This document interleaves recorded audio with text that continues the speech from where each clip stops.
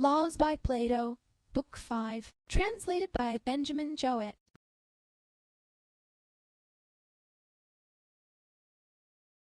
Listen, all ye who have just now heard the laws about gods, and about our dear forefathers, of all the things which a man has, next to the gods, his soul is the most divine and most truly his own.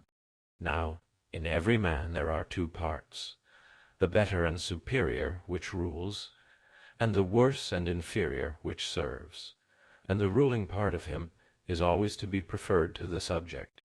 Wherefore I am right in bidding every one next to the gods, who are our masters, and those who in order follow them, the demons, to honor his own soul, which every one seems to honor, but no one honors as he ought. For honor is a divine good, and no evil thing is honorable.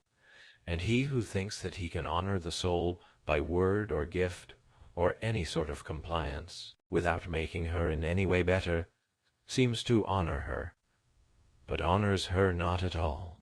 For example, every man, from his very boyhood, fancies that he is able to know everything, and thinks that he honors his soul by praising her, and he is very ready to let her do whatever she may like. But I mean to say that in acting thus he injures his soul, and is far from honoring her, whereas, in our opinion, he ought to honor her as second only to the gods. Again, when a man thinks that others are to be blamed and not himself, for the errors which he has committed from time to time, and the many and great evils which befell him in consequence, and is always fancying himself to be exempt and innocent, he is under the idea that he is honoring his soul, whereas the very reverse is the fact, for he is really injuring her.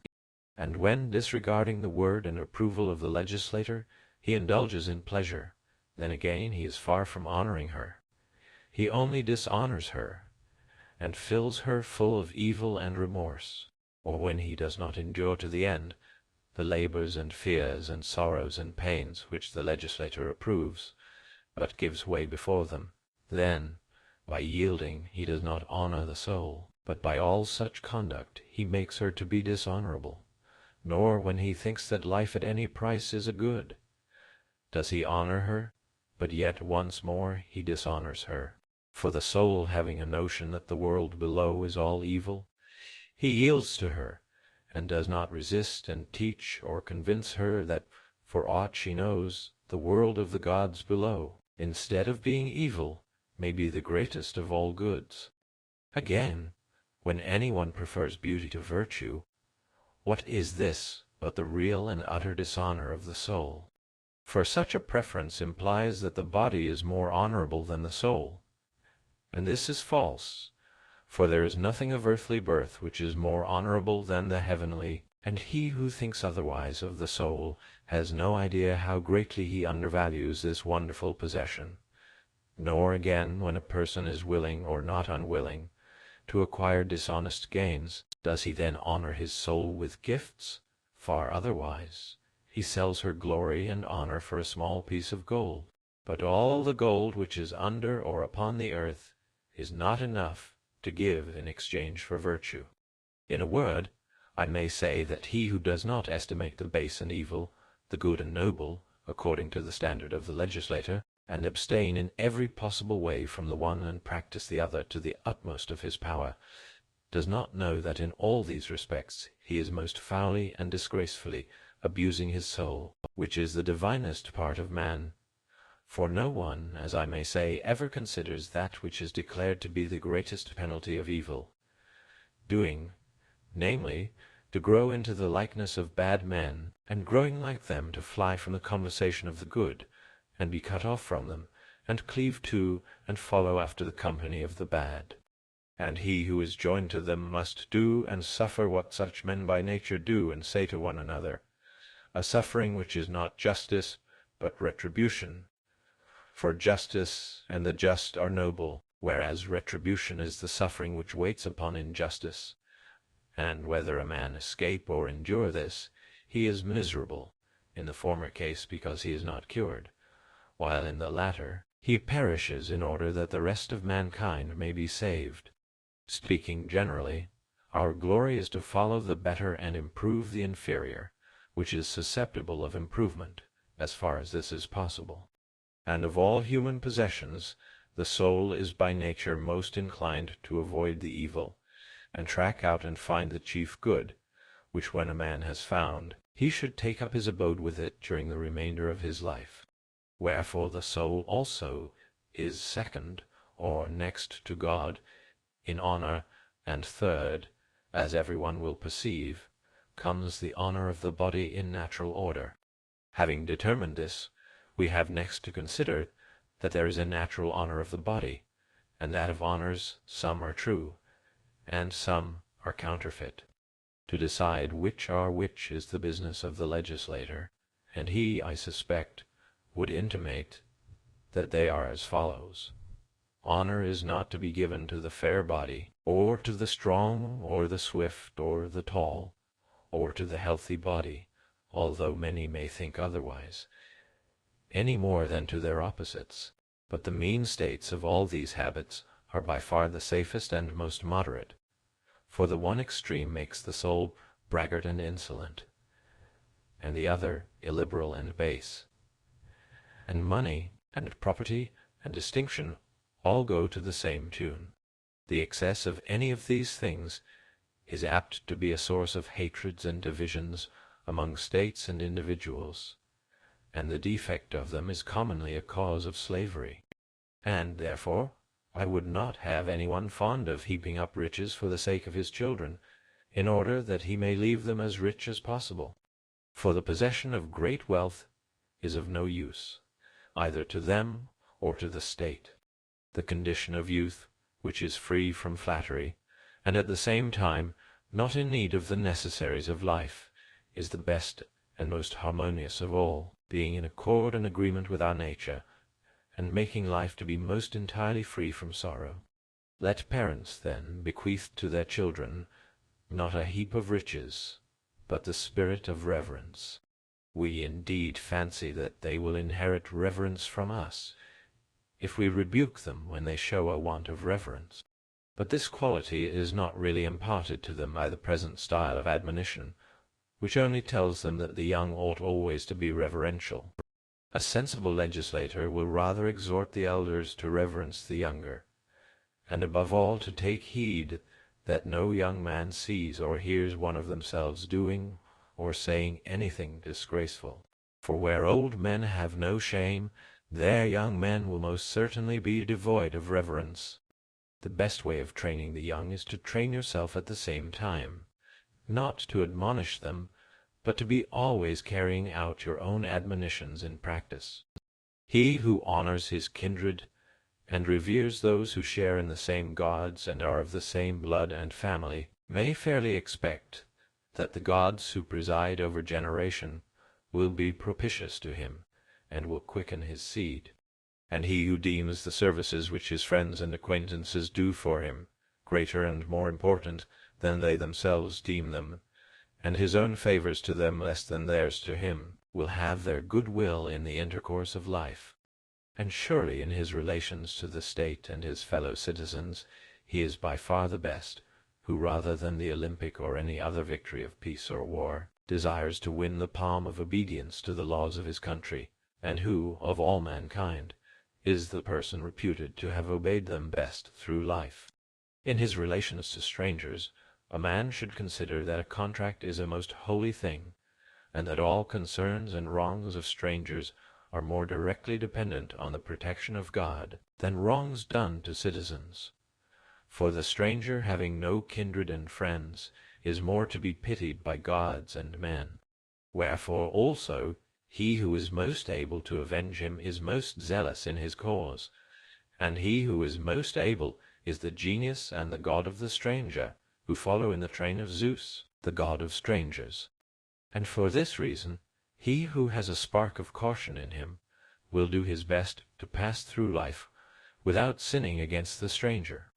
And of offences committed, whether against strangers or fellow countrymen, that against suppliants is the greatest.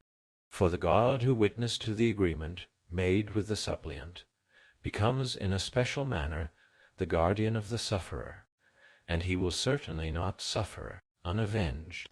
Thus we have fairly described the manner in which a man is to act about his parents, and himself, and his own affairs, and in relation to the state, and his friends and kindred, both in what concerns his own countrymen, and in what concerns the stranger. We will now consider what manner of man he must be, who would best pass through life in respect of those other things, which are not matters of law, but of praise and blame only, in which praise and blame educate a man, and make him more tractable and amenable to the laws which are about to be imposed. Truth is the beginning of every good thing, both to gods and men, and he who would be blessed and happy should be from the first a partaker of the truth, that he may live a true man as long as possible, for then he can be trusted. But he is not to be trusted who loves voluntary falsehood, and he who loves involuntary falsehood is a fool. Neither condition is enviable, for the untrustworthy and ignorant has no friend, and as time advances he becomes known, and lays up in store for himself isolation in crabbed age, when life is on the wane, so that, whether his children or friends are alive or not, he is equally solitary. Worthy of honor is he who does no injustice, and of more than twofold honor if he not only does no injustice himself, but hinders others from doing any. The first may count as one man, the second is worth many men, because he informs the rulers of the injustice of others. And yet more highly to be esteemed is he who cooperates with the rulers in correcting the citizens, as far as he can. He shall be proclaimed the great and perfect citizen, and bear away the palm of virtue. The same praise may be given about temperance and wisdom, and all other goods, which may be imparted to others, as well as acquired by a man for himself. He who imparts them shall be honored as the man of men, and he who is willing yet is not able may be allowed the second place. But he who is jealous and will not, if he can help, allow others to partake in a friendly way of any good, is deserving of blame. The good, however, which he has, is not to be undervalued by us, because it is possessed by him, but must be acquired by us also to the utmost of our power. Let every man, then, freely strive for the prize of virtue, and let there be no envy. For the unenvious nature increases the greatness of states. He himself contends in the race, blasting the fair fame of no man, but the envious, who thinks that he ought to get the better by defaming others, is less energetic himself in the pursuit of true virtue, and reduces his rivals to despair by his unjust slanders of them. And so he makes the whole city to enter the arena untrained in the practice of virtue, and diminishes her glory as far as in him lies. Now every man should be valiant, but he should also be gentle. From the cruel, or hardly curable, or altogether incurable acts of injustice done to him by others, a man can only escape by fighting and defending himself and conquering, and by never ceasing to punish them.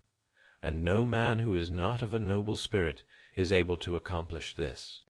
As to the actions of those who do evil, but whose evil is curable, in the first place, let us remember that the unjust man is not unjust of his own free will.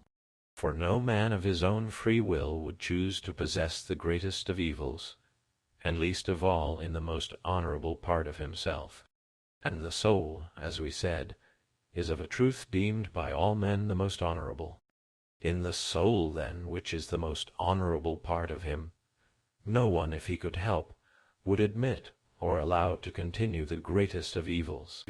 The unrighteous and vicious are always to be pitied in any case, and one can afford to forgive as well as pity him who is curable, and refrain and calm one's anger, not getting into a passion, like a woman, and nursing ill feeling.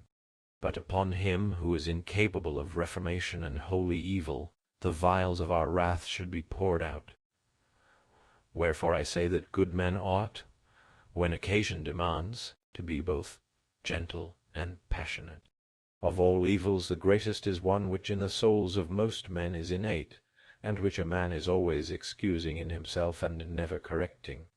I mean, what is expressed in the saying that every man by nature is and ought to be his own friend, whereas the excessive love of self is in reality the source to each man of all offences, for the lover is blinded about the beloved, so that he judges wrongly of the just, the good, and the honourable, and thinks that he ought always to prefer himself to the truth. But he who would be a great man ought to regard, not himself or his interests, but what is just, whether the just act be his own or that of another. Through a similar error, men are induced to fancy that their own ignorance is wisdom, and thus, we who may be truly said to know nothing, think that we know all things, and because we will not let others act for us in what we do not know, we are compelled to act amiss ourselves. Wherefore let every man avoid excess of self-love, and condescend to follow a better man than himself, not allowing any false shame to stand in the way. There are also minor precepts which are often repeated, and are quite as useful. A man should recollect them and remind himself of them. For when a stream is flowing out, there should be water flowing in too, and recollection flows in while wisdom is departing. Therefore, I say that a man should refrain from excess either of laughter or tears, and should exhort his neighbour to do the same. He should veil his immoderate sorrow or joy, and seek to behave with propriety, whether the genius of his good fortune remains with him, or whether at the crisis of his fate, when he seems to be mounting high and steep places, the gods oppose him in some of his enterprises.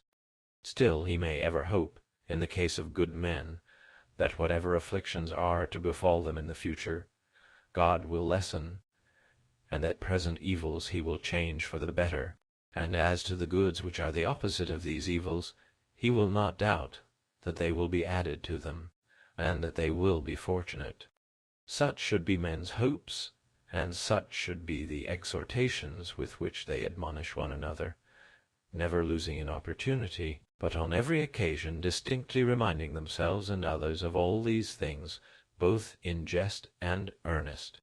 Enough has now been said of divine matters, both as touching the practices which men ought to follow, and as to the sort of persons who they ought severally to be.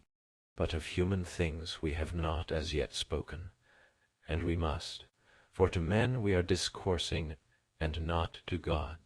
Pleasures and pains and desires are a part of human nature, and on them every mortal being must of necessity hang and depend with the most eager interest. And therefore we must praise the noblest life, not only as the fairest in appearance, but as being one which, if a man will only taste, and not, while still in his youth, desert for another, he will find to surpass also in the very thing which we all of us desire. I mean in having a greater amount of pleasure and less of pain during the whole of life. And this will be plain, if a man has a true taste of them, as will be quickly and clearly seen. But what is a true taste? That we have to learn from the argument, the point being what is according to nature, and what is not according to nature. One life must be compared with another, the more pleasurable with the more painful, after this manner. We desire to have pleasure, but we neither desire nor choose pain, and the neutral state we are ready to take in exchange, not for pleasure but for pain. And we also wish for less pain and greater pleasure, but less pleasure and greater pain we do not wish for, and an equal balance of either we cannot venture to assert that we should desire. And all these differ or do not differ severally in number and magnitude and intensity and equality, and in the opposites of these when regarded as objects of choice, in relation to desire. And such being the necessary order of things, we wish for that life in which there are many great and intense elements of pleasure and pain, and in which the pleasures are in excess, and do not wish for that in which the opposites exceed. Nor, again, do we wish for that in which the elements of either are small and few and feeble, and the pains exceed. And when, as I said before, there is a balance of pleasure and pain in life, This is to be regarded by us as the balanced life, while other lives are preferred by us because they exceed in what we like, or are rejected by us because they exceed in what we dislike. All the lives of men may be regarded by us as bound up in these, and we must also consider what sort of lives we by nature desire. And if we wish for any others, I say that we desire them only through some ignorance and inexperience of the lives which actually exist. Now, what lives are they, and how many in which, having searched out and beheld the objects of will and desire and their opposites, and making of them a law, choosing, I say, the dear and the pleasant and the best and noblest, a man may live in the happiest way possible? Let us say that the temperate life is one kind of life, and the rational another, and the courageous another, and the healthful another, and to these four let us oppose four other lives, the foolish, the cowardly, the intemperate, the diseased. He who knows the temperate life will describe it as, in all things gentle, having gentle pains and gentle pleasures, and placid desires, and loves not insane, whereas the intemperate life is impetuous in all things, and has violent pains and pleasures, and vehement and stinging desires, and loves utterly insane. And in the temperate life the pleasures exceed the pains, but in the intemperate life the pains exceed the pleasures in greatness, and number and frequency. Hence one of the two lives is naturally and necessarily more pleasant, and the other more painful, and he who would live pleasantly cannot possibly choose to live intemperately. And if this is true, the inference clearly is that no man is voluntarily intemperate, but that the whole multitude of men lack temperance in their lives, either from ignorance, or from want of self-control, or both. And the same holds of the diseased and healthy life. They both have pleasures and pains, but in health the pleasure exceeds the pain, and in sickness the pain exceeds the pleasure.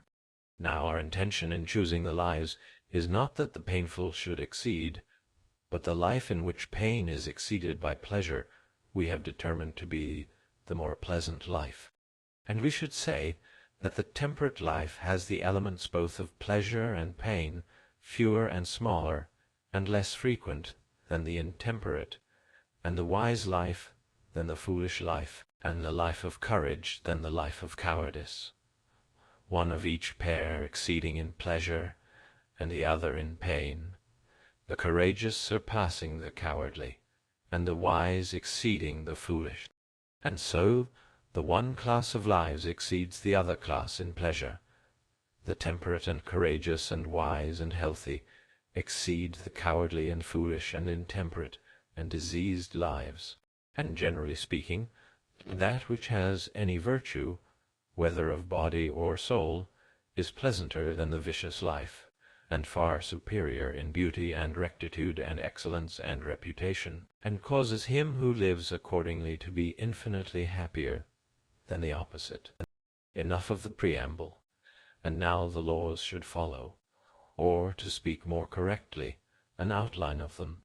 As, then, in the case of a web or any other tissue, the warp and the woof cannot be made of the same materials, but the warp is necessarily superior as being stronger, and having a certain character of firmness, whereas the woof is softer and has a proper degree of elasticity. In a similar manner, those who are to hold great offices in states should be distinguished truly in each case from those who have been but slenderly proven by education. Let us suppose that there are two parts in the constitution of a state, one the creation of offices, the other the laws which are assigned to them to administer. But before all this comes the following consideration.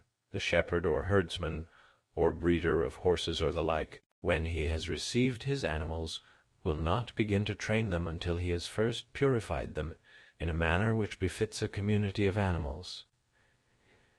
He will divide the healthy and unhealthy, and the good breed and the bad breed, and will send away the unhealthy and badly bred to other herds, and tend the rest, reflecting that his labors will be vain and have no effect. either on the souls or bodies of those whom nature and ill nurture have corrupted, and that they will involve in destruction the pure and healthy nature and being of every other animal, if he should neglect to purify them. Now the case of other animals is not so important. They are only worth introducing for the sake of illustration. But what relates to man is of the highest importance, and the legislator should make inquiries, and indicate what is proper for each one in the way of purification, and of any other procedure.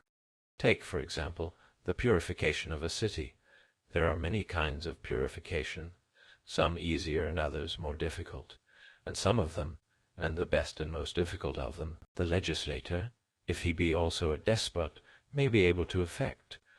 But the legislator, who, not being a despot, sets up a new government and laws, even if he attempt the mildest of purgations, may think himself happy if he can complete his work. The best kind of purification is painful, like similar cures in medicine, involving righteous punishment, and inflicting death or exile in the last resort. For in this way we commonly dispose of great sinners who are incurable, and are the greatest injury of the whole state. But the milder form of purification is as follows.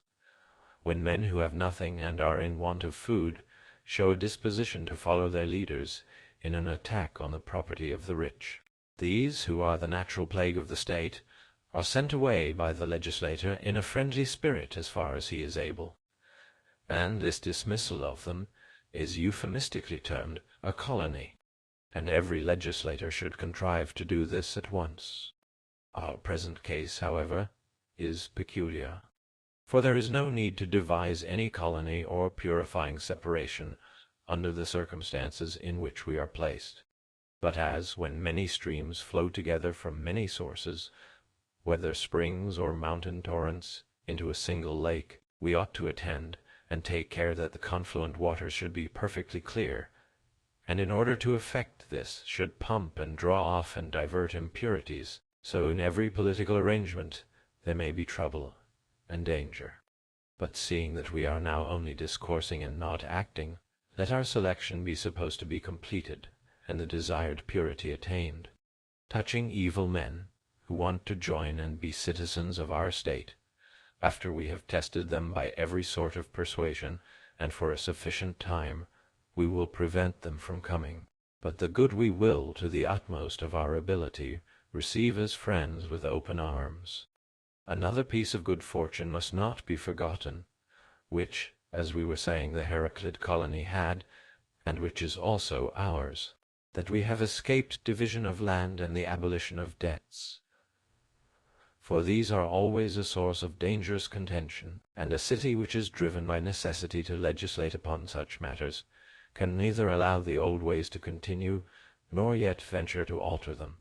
We must have recourse to prayers, so to speak, and hope that a slight change may be cautiously effected in a length of time. And such a change can be accomplished by those who have abundance of land, and having also many debtors, are willing, in a kindly spirit, to share with those who are in want, sometimes remitting and sometimes giving, holding fast in a path of moderation, and deeming poverty to be the increase of a man's desires, and not the diminution of his property. For this is the great beginning of salvation to a state, and upon this lasting basis may be erected afterwards whatever political order is suitable under the circumstances. But if the change be based upon an unsound principle, the future administration of the country will be full of difficulties. That is a danger which, as I am saying, is escaped by us, and yet we had better say how. If we had not escaped, we might have escaped. And we may venture now to assert that no other way of escape, whether narrow or broad, can be devised but freedom from avarice and a sense of justice. Upon this rock our city shall be built, for there ought to be no disputes among citizens about property. If there are quarrels of long standing among them, no legislator of any degree of sense will proceed a step in the arrangement of the state, until they are settled, but that they to whom God has given, as he has to us, to be the founders of a new state, as yet free from enmity, that they should create themselves enmities by their mode of distributing lands and houses would be superhuman folly and wickedness. How, then, can we rightly order the distribution of the land? In the first place, the number of the citizens has to be determined, and also the number and size of the divisions into which they will have to be formed, and the land and the houses will then have to be apportioned by us as fairly as we can.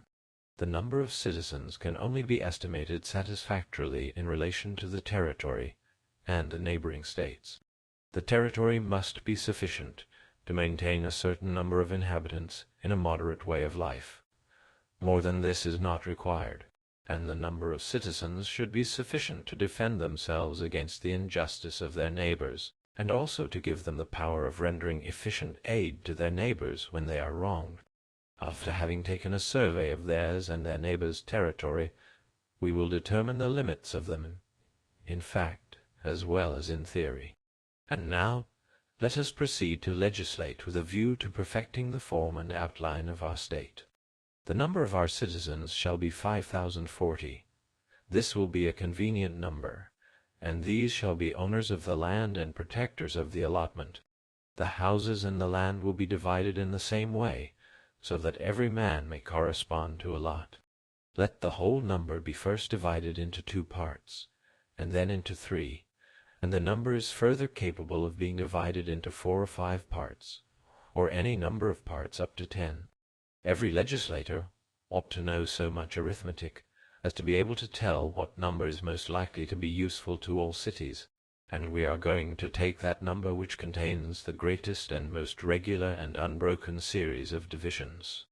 The whole of number has every possible division, and the number 5040 can be divided by exactly 59 divisors, and 10 of these proceed, without interval, from 1 to 10. This will furnish numbers for war and peace, and for all contracts and dealings, including taxes and divisions of the land. These properties of number should be ascertained at leisure by those who are bound by law to know them, for they are true, and should be proclaimed at the foundation of the city, with a view to use. Whether the legislator is establishing a new state, or restoring an old and decayed one, in respect of gods and temples. The temples which are to be built in each city, and the gods or demigods, after whom they are to be called, if he be a man of sense, he will make no change in anything which the oracle of Delphi, or Dodona, or the god Ammon, or any ancient tradition has sanctioned in whatever manner, whether by apparitions or reputed inspiration of heaven, in obedience to which mankind have established sacrifices in connection with mystic rites, either originating on the spot, or derived from Tyrrhenia, or Cyprus, or some other place, and on the strength of which traditions they have consecrated oracles and images and altars and temples, and portioned out a sacred domain for each of them. The least part of all these ought not to be disturbed by the legislator, but he should assign to the several districts some god, or demi-god, or hero, and, in the distribution of the soil, should give to these first their chosen domain and all things fitting, that the inhabitants of the several districts may meet at fixed times, and that they may readily supply their various wants, and entertain one another with sacrifices, and become friends and acquaintances. For there is no greater good in a state than that the citizens should be known to one another. When not light, but darkness and ignorance of each other's characters prevails among them, no one will receive the honor of which he is deserving, or the power, or the justice to which he is fairly entitled. Wherefore in every state, above all things, every man should take heed that he have no deceit in him, but that he be always true and simple, and that no deceitful person take any advantage of him. The next move in our pastime of legislation, like the withdrawal of the stone from the holy line in the game of draughts, being an unusual one, will probably excite wonder when mentioned for the first time. And yet, if a man will only reflect and weigh the matter with care, he will see that our city is ordered in a manner which, if not the best, is the second best. Perhaps also someone may not approve this form, because he thinks that such a constitution is ill adapted to a legislator who has not despotic power. The truth is that there are three forms of government: the best, the second and the third best, which we may just mention, and then leave the selection to the ruler of the settlement. Following this method in the present instance, let us speak of the states which are respectively first, second, and third in excellence, and then we will leave the choice to Cleinias now, or to any one else who may hereafter have to make a similar choice among constitutions, and may desire to give to his state some feature which is congenial to him, and which he approves in his own country. The first and highest form of the state, and of the government, and of the law, is that in which there prevails most widely the ancient saying, that friends have all things in common. Whether there is anywhere now, or will ever be, this communion of women and children and of property, in which the private and individual is altogether banished from life, and things which are by nature private, such as eyes and ears and hands, have become common, and in some way see and hear and act in common, and all men express praise and blame and feel joy and sorrow on the same occasions, and whatever laws there are unite the city to the utmost. Whether all this is possible or not, I say that no man, acting upon any other principle, will ever constitute a state which will be truer or better or more exalted in virtue. Whether such a state is governed by gods or sons of gods, one or more than one, happy are the men who, living after this manner, dwell there, and therefore to this we are to look for the pattern of the state, and to cling to this, and to seek with all our might for one which is like this. The state which we have now in hand when created will be nearest to immortality, and the only one which takes the second place, and after that, by the grace of God, we will complete the third one. And we will begin by speaking of the nature and origin of the second. Let the citizens at once distribute their land and houses, and not till the land in common, since a community of goods goes beyond their proposed origin and nurture and education. But in making the distribution, let the several possessors feel that their particular lots also belong to the whole city. And seeing that the earth is their parent, let them tend her more carefully than children do their mother. For she is a goddess and their queen, and they are her mortal subjects.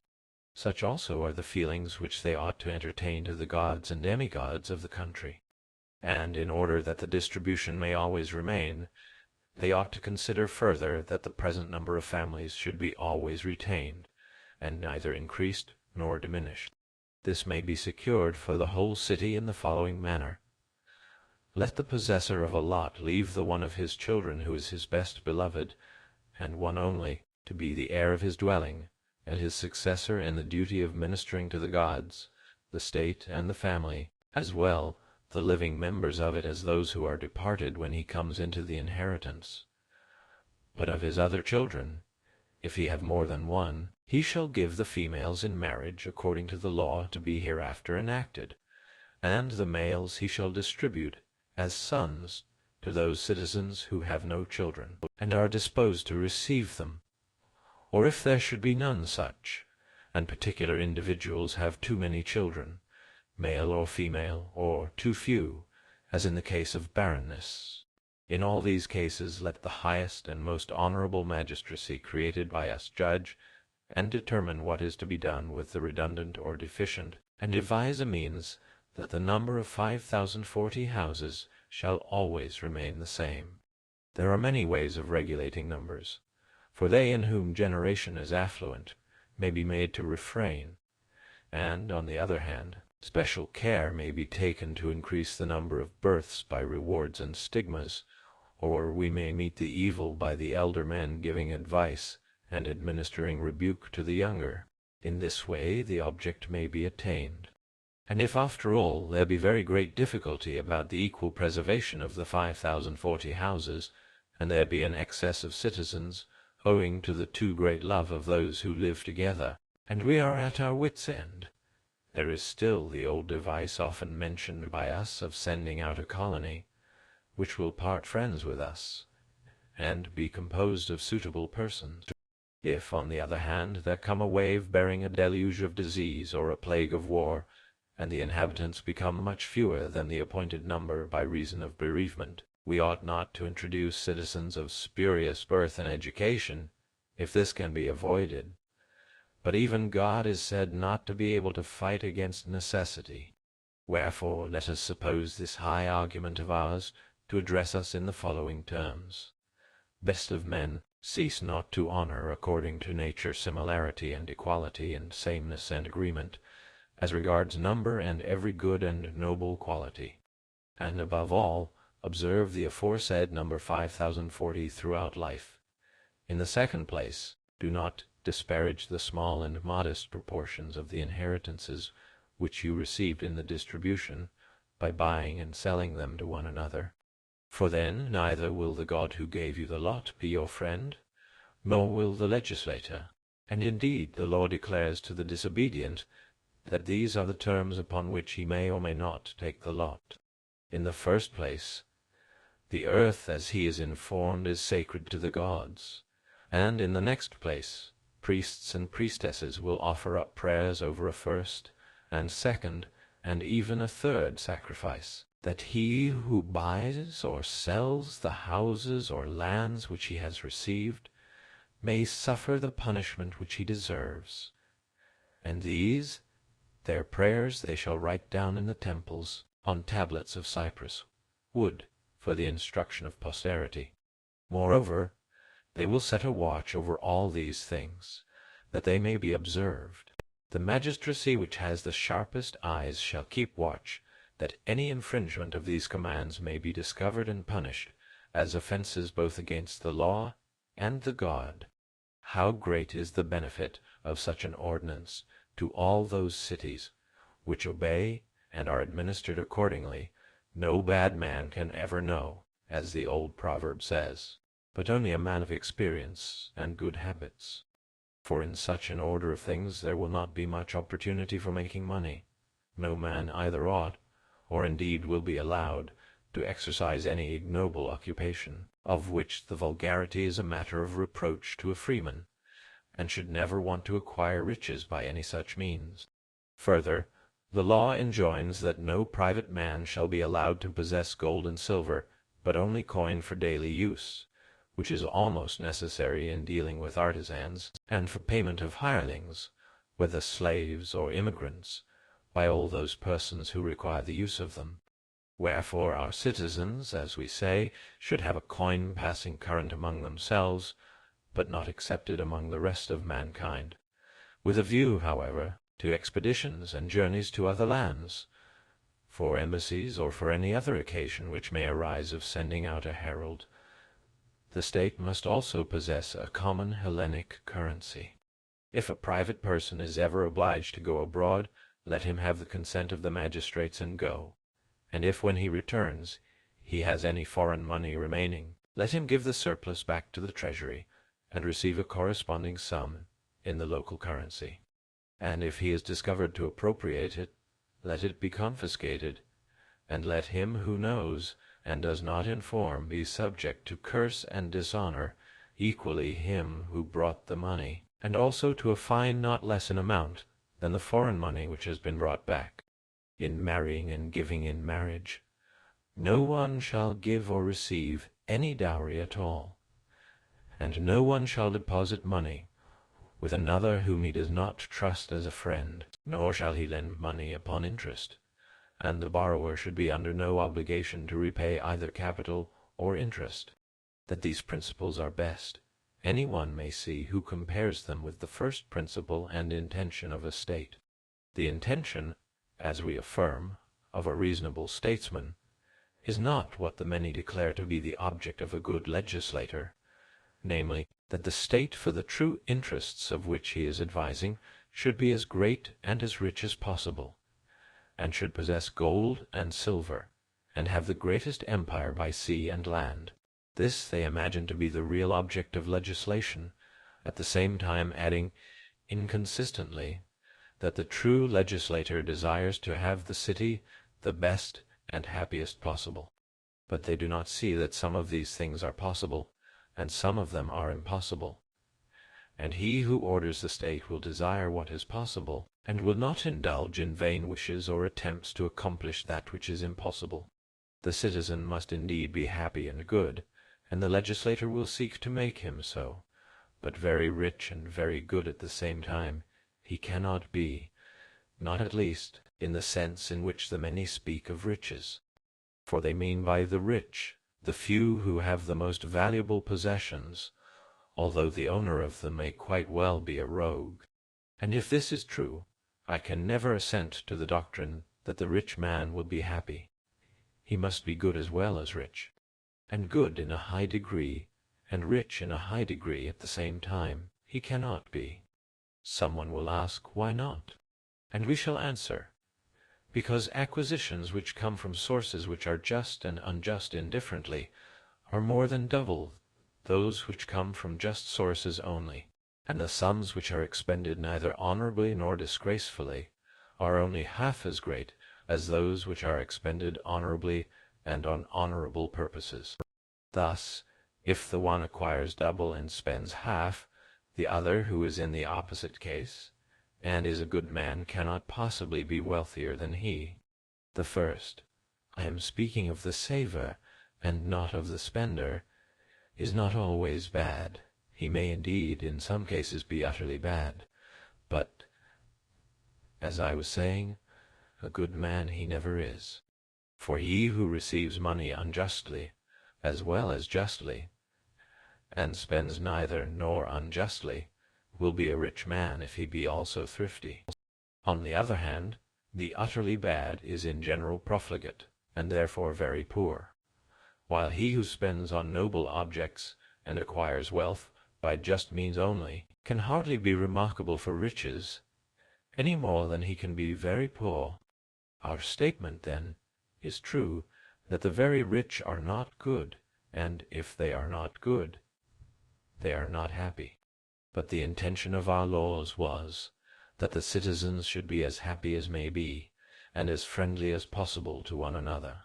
And men who are always at law with one another, and amongst whom there are many wrongs done, can never be friends to one another, but only those among whom crimes and lawsuits are few and slight.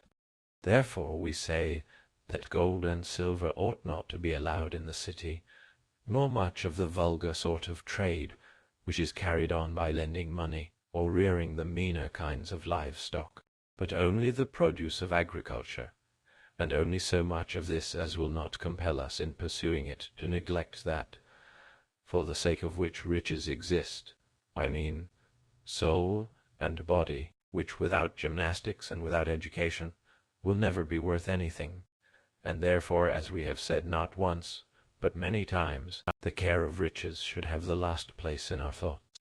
For there are in all three things about which every man has an interest, and the interest about money, when rightly regarded, is the third and lowest of them. Midway comes the interest of the body, and first of all that of the soul, and the state which we are describing will have been rightly constituted if it ordains honors according to this scale. But if, in any of the laws which have been ordained, health has been preferred to temperance, or wealth to health and temperate habits, that law must clearly be wrong.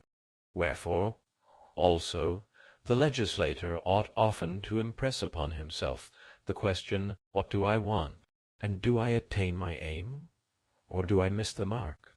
In this way, and in this way only, he may acquit himself, and free others from the work of legislation. Let the allottee then hold his lot upon the conditions which we have mentioned.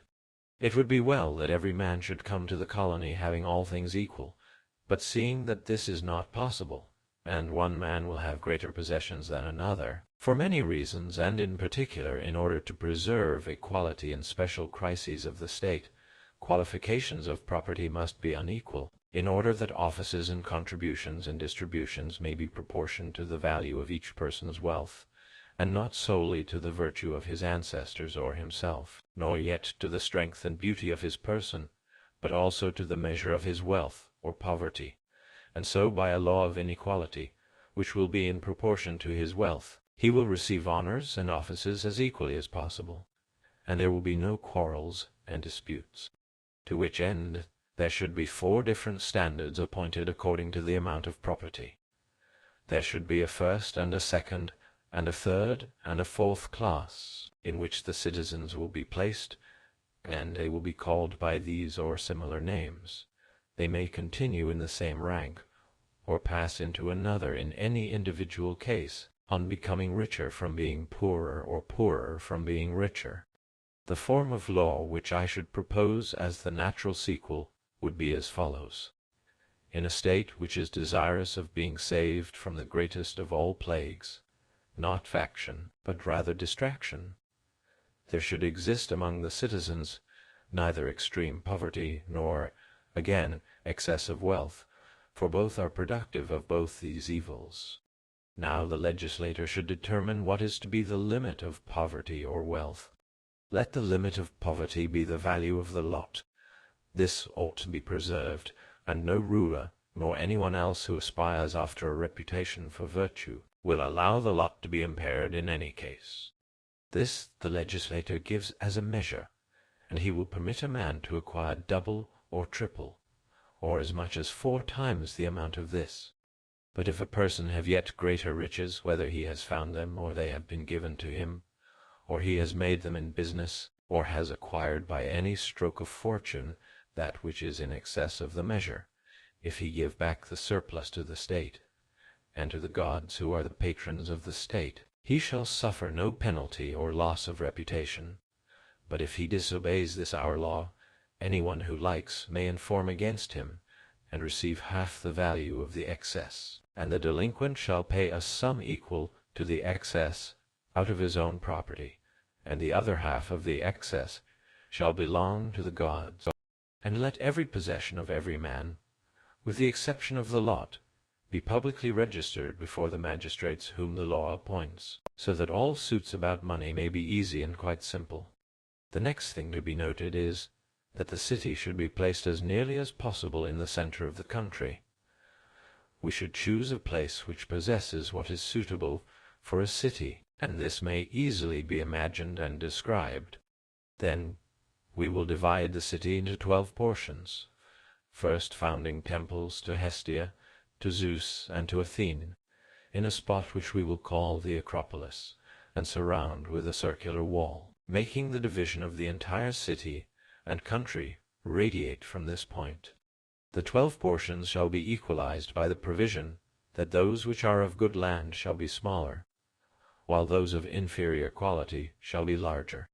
The number of the lots shall be 5,040, and each of them shall be divided into 2, and every allotment shall be composed of 2 such sections, one of land near the city, the other of land which is at a distance. This arrangement shall be carried out in the following manner. The section which is near the city shall be added to that which is on the borders, and form one lot, and the portion which is next nearest shall be added to the portion which is next farthest, and so of the rest. Moreover, in the 2 sections of the lots, the same principle of equalization of the soil ought to be maintained. The badness and goodness shall be compensated by more and less, and the legislator shall divide the citizens into 12 parts, and arrange the rest of their property as far as possible, so as to form 12 equal parts, and there shall be a registration of all. After this they shall assign 12 lots to 12 gods, and call them by their names, and dedicate to each god their several portions, and call the tribes after them.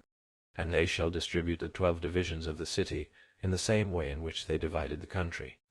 And every man shall have 2 habitations, one in the center of the country, and the other at the extremity. Enough of the manner of settlement. Now we ought by all means to consider that there can never be such a happy concurrence of circumstances as we have described. Neither can all things coincide as they are wanted. Men who will not take offense at such a mode of living together, and will endure all their life long to have their property fixed at a moderate limit, and to beget children in accordance with our ordinances, and will allow themselves to be deprived of gold and other things, which the legislator, as is evident from these enactments, will certainly forbid them, and will endure, further, the situation of the land with the city in the middle and dwellings round about. All this is as if the legislator were telling his dreams, or making a city and citizens of wax. There is truth in these objections, and therefore everyone should take to heart what I am going to say. Once more, then, the legislator shall appear and address us. O my friends, he will say to us, do not suppose me ignorant that there is a certain degree of truth in your words, but I am of opinion that, in matters which are not present but future, he who exhibits a pattern of that at which he aims should in nothing fall short of the fairest and truest, and that if he finds any part of this work impossible of execution, he should avoid and not execute it, but he should contrive to carry out that which is nearest and most akin to it. You must allow the legislator to perfect his design, and when it is perfected, you should join with him in considering what part of his legislation is expedient, and what will arouse opposition. For surely the artist who is to be deemed worthy of any regard at all ought always to make his work self-consistent. Having determined that there is to be a distribution into 12 parts, let us now see in what way this may be accomplished.